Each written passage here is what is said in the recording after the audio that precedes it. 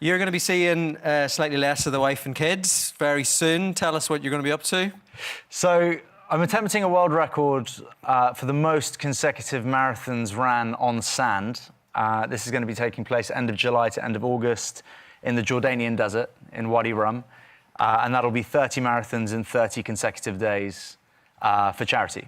So because the Jordanian desert in July is a nice temperature to run in. I mean, like a lovely holiday. Yeah. Yeah. I mean, are we allowed to ask the obvious question? What are you thinking? Well, I'm looking to raise as much money for charity as possible. I've partnered with Global's Make Some Noise, who we do a bit of work with in London. They support a number of incredible causes: child bereavement, homelessness, loneliness, mental and physical health within children mostly. And I've just met some of the charities and think that the work in particular that Global's Make Some Noise do with them is incredible. And I want to try and use my platform to try and raise as much money as possible. So, you know, looking to do something noteworthy. I've done a few ultras before. And I was keen to have a crack at a world first.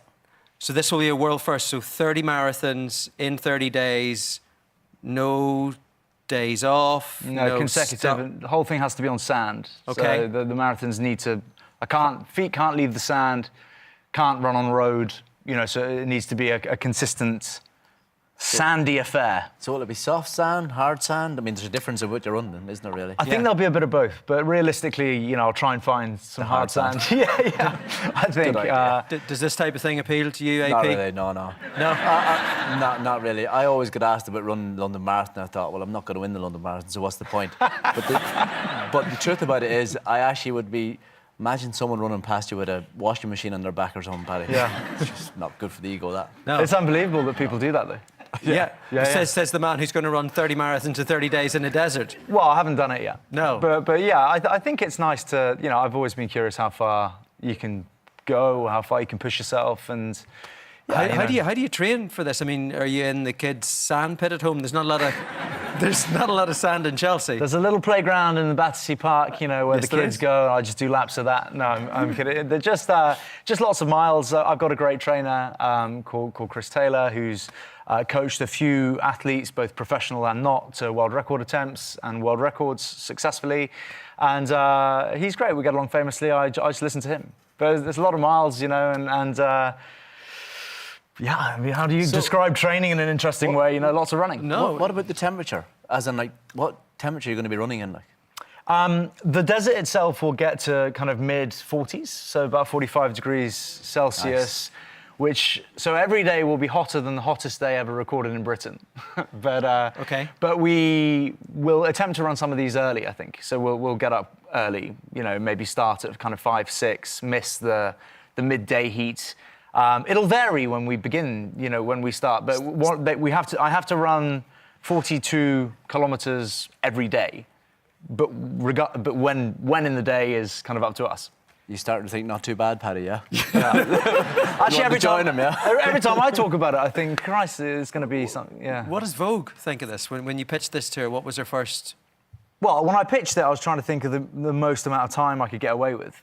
You know, because I've done the odd 5-day ultra event, which is fine. I can get away with that. And I was thinking, you know, that incredible guy just ran across Africa, Ross Cook. I don't know if anyone saw him. Yeah, we saw that. Completely amazing. I couldn't quite squeeze the kind of 380 days off, you know, with Vogue and the kids and work. So I thought 30's got a nice ring to it. A month, again, looking to make as much difference as possible. I think the longer this event goes on for, the more likely chance we have of raising significant funds to make a big difference to these children. So I wanted it to be something of substance, and I wanted it to be a long challenge. And 30 days just had a good ring to it. When I first pitched it to Vogue, though, she initially thought I was joking and then forgot about it. And then kind of realized I wasn't joking and thought it sounded very dangerous. And, you know, I said in the launch video that she believed that it could kill me type thing. And it was, you know, obviously it was a dramatic thing to say, but she was quite worried initially. But different, you know, this will be quite different to some of the other ultras I've done in that those were unsupported. So if you get into trouble in the Arctic, in the Sahara, in the Amazon, you know, where I've done some of these 250k things, you can be in quite serious trouble because you're on your own essentially. You're competing with people that, you know, may not choose to stop and help you. You're racing, you know, and there aren't people around to help. This is a little bit different. So I'll be supported by a team. I have a doctor with me at all times. I have a physio. Somebody an adjudicator from the Guinness World Records. Yeah. It's going to be tough for them in the suit and the tie and the clipboard running alongside. Yeah. Well, we're heading out to Jordan soon, actually, to kind of map the route, make sure Guinness are happy with it. It'll all be Garmined up and satellited and, you know, whatever else. Sorry, if there is such a term. Still time to change your mind. No, thanks. You can come and do one, can you? I think I'm all right. What about a mile a day for 30 days? Yeah, that's not too bad. There you go. Yeah. Okay, we signed him up. So look, and will you come back and tell us all about it if you survive? When you survive? When you succeed? When you succeed? When you succeed?